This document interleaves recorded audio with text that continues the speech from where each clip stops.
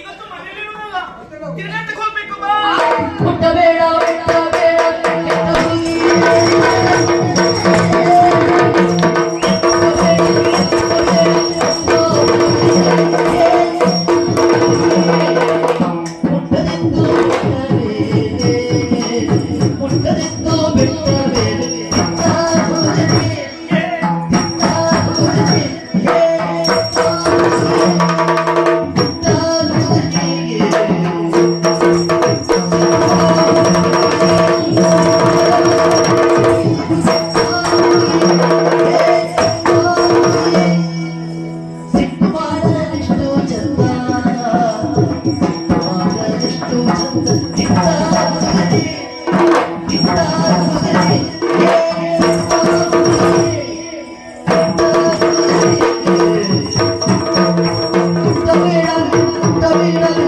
Get the